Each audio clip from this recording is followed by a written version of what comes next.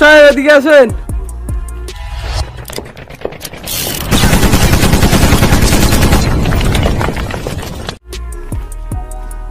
ঘটক সাহেব আপনার কিছু কথা আছে আমার। কি কথা আছে বলেন। ওই কত হইলো কি, আমার মেয়ে তো বড় হয়েছে বুঝছেন, আর মেয়ের লেগে একটা পাত্র দেখতেছি, ভালো পাইতেছি না, খোঁজ দিও অনেক। আপনার কি আছে? ও আচ্ছা, এই কাহিনি। আরে মিয়া চিন্তার কোনো কারণ নেই, আমার দ্বারা মিয়া ছেলের কোনো অভাব নেই, আপনার পছন্দের পাত্র আছে আমার দ্বারা। আরে মিয়া না বললো আমার কেরামত, ল্যাংলা লুরা বয়রা কানাইগুলি সব করি আমি মেরাম। তাহলে কবে আসতাম আপনার বাড়িতে? কাল কি আসেন? তো এই করতেই রইলো, আমার আবার কাজ আছে, তো আজকে আমি যাই। আচ্ছা তো ভালো দেখছেন ভাই। ঠিক আছে।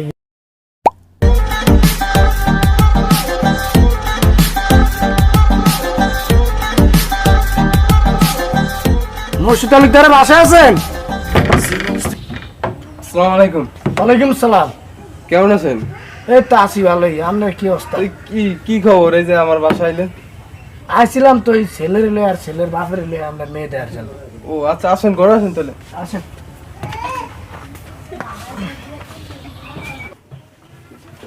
আমরা বসেন। বসেন ঘটক সাহেব। আচ্ছা বসুন, সমস্যা নেই। মুইসা দেওয়া লাগবে না।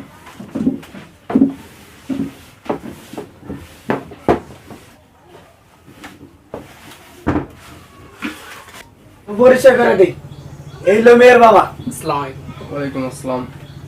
এই হলো ছেলের বাবা, ওই হলো ছেলে, এই হলো ছেলের বন্ধু। ও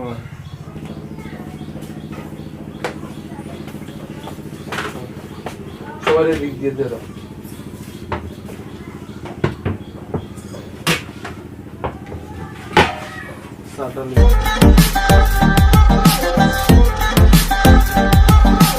আচ্ছা তালুকদার সাহেব, তাহলে এই কথা রইল, আগামী শুক্রবারে বিয়া। আচ্ছা ঠিক আছে। ঘটক সাহেব এই পান নেন, পান খান। ভাই সাহেব কি পান খান না? চেন আমি পান।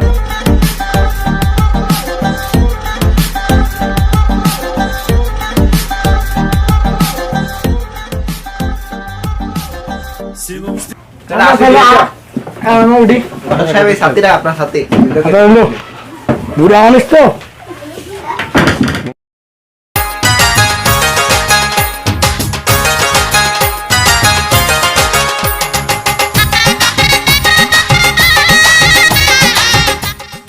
আচ্ছা ভাই সাহেব, এটা নেন। ধরো। তাহলে তালুকদার সাহেব, এই কাজী সাহেবের ডাক দেন। আমার একটু কথা ছিল। হ্যাঁ বলেন, থাকলে বলেন। আচ্ছা ঠিক আছে, তা ওই কথাটা ভাঙে ফিরে হইল কেন?